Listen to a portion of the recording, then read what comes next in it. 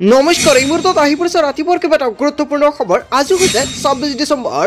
অসমৰ মুখ্যমন্ত্ৰী ডক্টৰ হিমন্ত বিশ্ব শৰ্মাই লাখ লাখ মহিলাৰ একাউণ্টত সোমাই দিব ১৫,০০০ কোটি টকা। আজি চেক কৰক আপোনাৰ বেংক একাউণ্ট আৰু কেন্দ্ৰীয় চৰকাৰৰ তৰফৰ পৰা এই টকা সোমাই দিব আপোনাৰ একাউণ্টত। কেৱল ইয়াৰ নহয়, অৰুণোদয় আৰু ৰেচন কাৰ্ডক লৈ মুখ্যমন্ত্ৰী ডক্টৰ হিমন্ত বিশ্ব শৰ্মাই কেইবাটাও গুৰুত্বপূৰ্ণ সিদ্ধান্ত গ্ৰহণ কৰিছে। আপুনি চৰকাৰী ঘৰ পোৱা নাই নেকি? চৰকাৰী ঘৰ নাপালে চৰকাৰে আপোনাক প্ৰদান কৰিব নতুনকৈ PMAYG 2.0 আৰু নতুনকৈ চৰকাৰী ঘৰৰ বাবে আবেদন কৰিব পাৰিব। লগতে আত্মসহায়ক গোটৰ মহিলাৰ একাউণ্টত সোমাব ১০,০০০ কোটি টকা আৰু দ্বিতীয় কিস্তি লাভ কৰিব ১ লাখ কোটি টকা। মুখ্যমন্ত্ৰী ডক্টৰ হিমন্ত বিশ্ব শৰ্মাই সংবাদমেলযোগে ডাঙৰ মন্তব্য কৰিছে। লগতে কেইবাটাও ৰাজনৈতিক খবৰৰ লগতে অৰাজনৈতিক খবৰ যুগুত কৰা হৈছে। আজিৰ দিনটোত গোটেই অসম তথা ভাৰতৰ বিভিন্ন প্ৰান্তৰ পৰা যুগুত হৈছে কেইবাটাও ডাঙৰ খবৰ। এনেবোৰ খবৰ নিতৌ পাই থাকিবলৈ চেনেলটি ছাবস্ক্ৰাইব কৰি ভিডিঅ'টো এটা লাইক কৰিবলৈ নাপাহৰিব। আজিৰ আমাৰ প্ৰথম এক গুৰুত্বপূৰ্ণ খবৰ হৈছে অসমবাসীৰ বাবে এটা ডাঙৰ খবৰ। PM বিশ্বকৰ্মা আঁচনিত আপুনি আবেদন কৰিছে নেকি? শীঘ্ৰেই লাভ কৰিব আপোনাৰ বেংক একাউণ্টত ১৫,০০০ কোটি টকা। লাখ লাখ মহিলাৰ বাবে এটা ভাল খবৰ। ৰেচন কাৰ্ড থাকিলে আপোনাৰ একাউণ্টত সোমাব ১৫,০০০ কোটি টকা। লাখ লাখ যুৱক আৰু যুৱতীৰ বাবে আহি গ'ল এটা গুৰুত্বপূৰ্ণ খবৰ। PM বিশ্বকৰ্মা আঁচনিত আপুনি আবেদন কৰিছে নেকি? যদি আবেদন কৰিছে আপোনাৰ একাউণ্টত সোমাব ১৫,০০০ কোটি টকা। আবেদনকাৰীসকলৰ বাবে এটা ভাল খবৰ দিছে কেন্দ্ৰীয় চৰকাৰে। শীঘ্ৰেই আবেদনকাৰীসকলে লাভ কৰিব এই ধনৰাশি। ৩টা পৰ্যায়ৰ পৰীক্ষাৰ পিছতে বাছনি কৰা হৈছে হিতাধিকাৰী। সমগ্ৰ দেশত ২৫.৮ নিযুত যুৱক যুৱতীয়ে কৰিছিল আবেদন আৰু ইয়াৰে ২.৩৭ নিযুত আবেদনকাৰীয়ে 3 ষ্টেপ ভেৰিফিকেশ্যন সফলতাৰে সম্পন্ন কৰিছে। এই আঁচনিৰ জৰিয়তে প্ৰতিগৰাকী হিতাধিকাৰীয়ে লাভ কৰিব ১৫,০০০ কোটি টকা। হয়, আপুনি ঠিকেই শুনিছে। যদি আপোনাৰ ৰেচন কাৰ্ড আছে তেনে ক্ষেত্ৰত আপুনি যদি এতিয়ালৈকে আবেদন কৰা নাই নতুনকৈ আবেদন কৰিব পাৰিব। আৰু যিসকল ব্যক্তি আবেদন কৰিছিলে সেইসকলৰ একাউণ্টত চৰকাৰে অতি শীঘ্ৰে সোমাই দিব টকা। নিজৰ নিজৰ কামৰ বাবে প্ৰয়োজনীয় সঁজুলি কিনিব পাৰিব এই টকাৰে। কেন্দ্ৰীয় চৰকাৰে দিছে এটা ভাল খবৰ। মহিলা আৰু পুৰুষসকলে আবেদন কৰিব পাৰিব। বন্ধু বান্ধৱীসকল, যদি আপুনি এতিয়ালৈকে PM বিশ্বকৰ্মা আঁচনিটো আবেদন কৰা নাই অতি শীঘ্ৰে আবেদন কৰি লৈ লওক। আপুনি কেনেকুৱাকৈ আবেদন কৰিব, কি কি নথি পত্ৰ লাগিব, যদি আপোনাৰ ভিডিঅ' লাগে নিশ্চয় কমেণ্ট কৰি জনাব। আন এটা ভিডিঅ'ত সম্পূৰ্ণকৈ জনাই দিম। তাৰপিছত অসমবাসী ৰাজুক জনাইছো আমাৰ পৰৱৰ্তী খুব গুৰুত্বপূৰ্ণ খবৰ। লগতে ডাঙৰ খবৰ, ১০ মে'ত ৩৫,০০০ যুৱক যুৱতীয়ে লাভ কৰিব নিযুক্তি। ৰেচন কাৰ্ড থকা প্ৰতিটো পৰিয়ালে পাব অৰুণোদয় আঁচনি। মুখ্যমন্ত্ৰী ডক্টৰ হিমন্ত বিশ্ব শৰ্মাই ১১টাকৈ ডাঙৰ ঘোষণা কৰিছে। ১১টাকৈ ভাল খবৰ দিলে অসমৰ মুখ্যমন্ত্ৰী ডক্টৰ হিমন্ত বিশ্ব শৰ্মাই। ১০ মে'ত ৰাজ্যৰ ৩৫,০০০ যুৱক যুৱতীয়ে লাভ কৰিব নিযুক্তি। ৰাজ্যত ঘোষ নোলোৱাকৈ প্ৰায় ১.৫ লাখ নিবনুৱাই লাভ কৰিছে চাকৰি। শীঘ্ৰেই মহিলা আত্মসহায়ক গোটৰ সদস্যই লাভ কৰিব ১০,০০০ কোটি টকা। যদি আপুনি আত্মসহায়ক গোটৰ এজন সদস্য তেন্তে আপোনাৰ বাবে এটা ভাল খবৰ, কিয়নো অতি শীঘ্ৰে আপোনাৰ একাউণ্টত সোমাবলৈ গৈ আছে গোটৰ মহিলাৰ ১০,০০০ কোটি টকা। প্ৰায় ৯০% সম্পন্ন হৈছে লাখপতি বাইদেউৰ প্ৰপত্ৰৰ ভেৰিফিকেশ্যনৰ কাম। ফেব্ৰুৱাৰী মাহৰ ভিতৰতে আৰম্ভ হ'ব ১০,০০০ টকা লাভ কৰা প্ৰক্ৰিয়া আৰু ইয়াৰ পিছতে দ্বিতীয় কিস্তি আপোনাৰ একাউণ্টত সোমাই দিব ১ লাখ কোটি টকা। ৰেচন কাৰ্ড নথকা লাখ লাখ লোকৰ বাবে এটা ডাঙৰ খবৰ। ৰেচন কাৰ্ড নথকা প্ৰতিটো পৰিয়ালে লাভ কৰিব ৰেচন কাৰ্ড। যিবোৰ মানুহৰ ঘৰত এতিয়াও ৰেচন কাৰ্ড নাই তেওঁলোকক ৰেচন কাৰ্ড দিয়া হ'ব। ৰেচন কাৰ্ড থকা লাখ লাখ লোকৰ বাবে অৰুণোদয় আঁচনিৰ সুবিধা প্ৰদান কৰিব চৰকাৰে। যদি এতিয়ালৈকে অৰুণোদয় আঁচনিত যদি আপুনি নামটো দিয়া নাই অতি শীঘ্ৰে নামটো দি দিয়ক। আপোনাৰ গাঁৱত গৈ গাঁও সভাত গৈ আপোনাৰ নামটো দিব পাৰিব। আৰু মাজত মাত্ৰ কেইটাদিনমান বাকী আছে আৰু ৩ দিনৰ ভিতৰত নামটো দি দিয়ক, অন্যথা আপুনি আবেদন কৰিব নোৱাৰিব। নতুনকৈ ১৫ৰ পৰা ২০,০০০ পৰিয়ালে লাভ কৰিব অৰুণোদয় আঁচনি। শীঘ্ৰে প্ৰদান কৰা হ'ব অৰুণোদয় আঁচনি। ৰাজ্যৰ নিবনুৱাৰ পৰা আৰম্ভ কৰি গৃহহীনলৈ সকলোৰে বাবে এটা ভাল খবৰ দিলে অৰুণোদয় চাকৰি। লাখপতি বাইদেউ ৰেচন কাৰ্ডক লৈ অসমৰ মুখ্যমন্ত্ৰী ডক্টৰ হিমন্ত বিশ্ব শৰ্মাই আজিৰ দিনটোত কেইবাটাও গুৰুত্বপূৰ্ণ মন্তব্য কৰিছে। যদি এইকেইটা আঁচনিৰ বাবে এতিয়া আপুনি আবেদন কৰা নাই বা ভাবিছে আপুনি নতুনকৈ আবেদন কৰিব পাৰিব, তেনে ক্ষেত্ৰত নিশ্চয় আপুনি ৱেইট কৰক। সম্পূৰ্ণকৈ যেতিয়া চৰকাৰে ঘোষণা কৰিব সম্পূৰ্ণকৈ জনাই দিম। তাৰপিছত অসমবাসী ৰাজুক জনাইছো আমাৰ পৰৱৰ্তী খুব গুৰুত্বপূৰ্ণ খবৰ। লগতে ডাঙৰ খবৰ, আহি গ'ল PMAY 2.0। আপুনি আৰু কেঁচা ঘৰত থাকিব নালাগে। চৰকাৰে নতুনকৈ আজিৰ পৰা আৰম্ভ কৰিছে PMAY 2.0, যিটোৰ মাধ্যমত চৰকাৰে আপোনাক প্ৰদান কৰিব ১,৩০,০০০ পৰা ২,৫০,০০০ কোটি টকা। আৰু নতুনকৈ চৰকাৰী ঘৰৰ বাবে চৰকাৰে এখন নতুন পৰ্টেল মুকলি কৰিলে। PMAY 2.0ৰ সময়সীমা বৃদ্ধি কৰা হৈছে ৫ বছৰলৈ। ক্ৰেডিট লিংকৰ ছাবচিডি মুকলি কৰিলে কেন্দ্ৰীয় চৰকাৰে।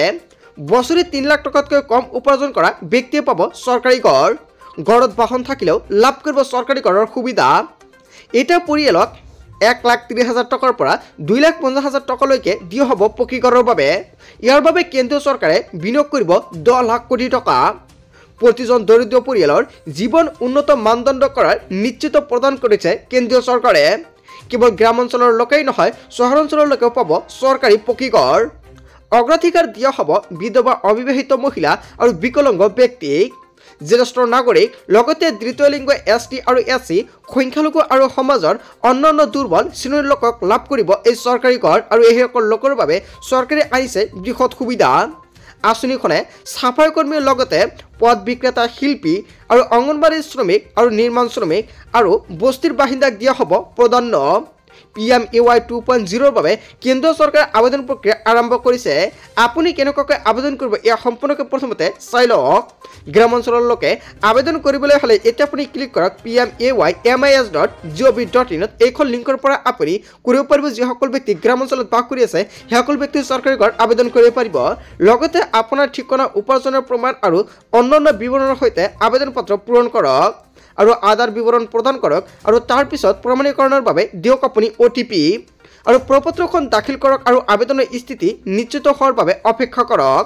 PMAY 2.0 বাবে প্ৰয়োজনীয় নথিপত্ৰসমূহ কি কি প্ৰয়োজন হ'ব? আবেদনকাৰী আৰু পৰিয়ালৰ সদস্যৰ আধাৰ কাৰ্ডৰ বিৱৰণ দিব লাগিব। সক্ৰিয় বেংক একাউণ্ট আৰু ইয়াৰ বিৱৰণ আধাৰৰ সৈতে লিংক কৰা উচিত। উপাৰ্জনৰ প্ৰমাণপত্ৰ আৰু আপোনাৰ আধাৰ কাৰ্ডৰ লগত বেংক একাউণ্ট লিংক হৈ থাকিব লাগিব। যদি লিংক হৈ নাথাকে তেনে ক্ষেত্ৰত কিন্তু আপুনি ঘৰৰ বাবে আবেদন কৰিব নোৱাৰিব আৰু আবেদন কৰিলেও আপুনি টকা নাপায়। ST SCৰ বাবে জাতি আৰু সম্প্ৰদায় প্ৰমাণপত্ৰৰ প্ৰয়োজন হ'ব। ভূমি নথিপত্ৰ যদি নিজৰ ভূমিত নিৰ্মাণ কৰিবলৈ বিত্তীয় সহায়ৰ বাবে আবেদন কৰে। লগতে চহৰৰ লোকসকলে PMAY ইউৰ অফিচিয়েল ৱেবছাইটত যাওক আৰু তাৰপিছত আপুনি চৰকাৰী ঘৰৰ বাবে আবেদন কৰক। আৰু যদি আপুনি নগৰ অঞ্চলত বাস কৰে তেনে ক্ষেত্ৰত আপোনাৰ মোবাইল ফোনত চাৰ্চ কৰোঁতে PMAY ইউ বুলি আপোনাৰ চাৰ্চ কৰিব লাগিব আৰু PMAY/urban.gov.in গৈ এতিয়া আপুনি লিংকত ক্লিক কৰক। নেভিগেট কৰক আপোনাৰ যোগ্যতা, লগতে ক্ৰছ চেক কৰক, প্ৰমাণীকৰণ কৰক আৰু ইয়াৰ পিছতে আপুনি নতুনকৈ যাৱতীয় তথ্য দি চৰকাৰী ঘৰৰ বাবে আবেদন কৰক। চ' বন্ধু বান্ধৱীসকল, নিশ্চয় আপুনি সম্পূৰ্ণকৈ জানিলে কেনেকুৱাকৈ চৰকাৰী ঘৰৰ বাবে আবেদন কৰিব আৰু কোনটো পৰ্টেলৰ পৰা কৰিব লাগিব।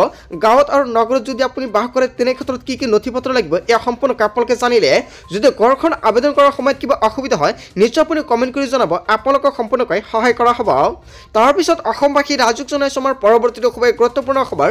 লগতে ডাঙৰ খবৰ, লাখ লাখ দৰিদ্ৰ পৰিয়ালৰ বাবে ৰেচন কাৰ্ড এতিয়া জীৱনৰ ৰক্ষা কৱচ। ৰেচন কাৰ্ড থাকিলে পাব কি কি সুবিধা সম্পূৰ্ণকৈ জানি লওক। লাখ লাখ দৰিদ্ৰ পৰিয়ালৰ বাবে ৰেচন কাৰ্ড এতিয়া ৰক্ষা কৱচ হৈ পৰিছে। এই ৰেচন কাৰ্ড থাকিলে আপুনি লাভ কৰিব নিৰাপত্তা। ৰেচন কাৰ্ড থকা প্ৰতিটো পৰিয়ালে লাভ কৰিব চাউল, দাইল আৰু চেনি। ৰেচন কাৰ্ড থকা প্ৰতিটো পৰিয়ালে লাভ কৰিব অৰুণোদয় আঁচনি। মাহেকত লাভ কৰিব 1250 টকা।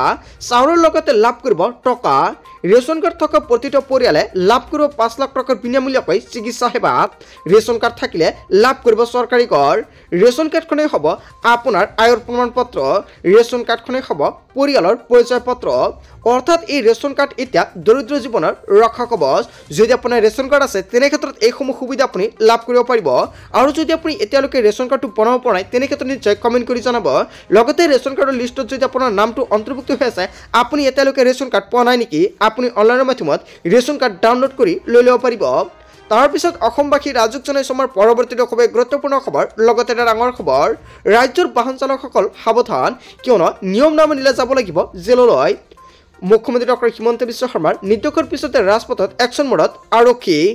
নিশা 10 বজাৰ পিছত বাহন লৈ ওলাওঁতে আপুনি সাৱধান হওক আৰু পৰাপক্ষত কোনো কাম নাথাকিলে আপুনি নোলাব বাহিৰলৈ।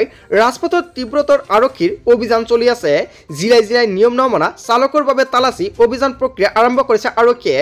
সকলো উদ্দণ্ড, লগতে বাইক কাৰ্চক নাকি লগৰ নিৰ্দেশ মুখ্যমন্ত্ৰীগৰাকীৰ। কোনো জ্যেষ্ঠ নাগৰিক নিশা 10 বজাৰ পিছত কাম নাথাকিলে নোলাব বাহিৰলৈ। আৰু সুৰাপায়ী চালকৰ বিৰুদ্ধেও কঠোৰৰ পৰা কঠোৰ হৈ পৰিছে আৰক্ষীয়ে।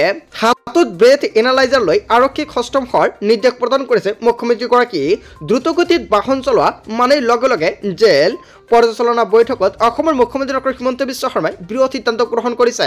বন্ধু বান্ধৱীসকল, গোটেই অসম তথা ভাৰতৰ বিভিন্ন প্ৰান্তৰ পৰা যুগুত হৈছে কেইবাটাও ডাঙৰ খবৰ। এনেবোৰ খবৰ নিতৌ পাই থাকিবলৈ চেনেলটি ছাবস্ক্ৰাইব কৰি ভিডিঅ'টো এটা লাইক কৰিবলৈ নাপাহৰিব। চ' থেংক ইউ ফৰ ৱাচিং ফুল ভিডিঅ'।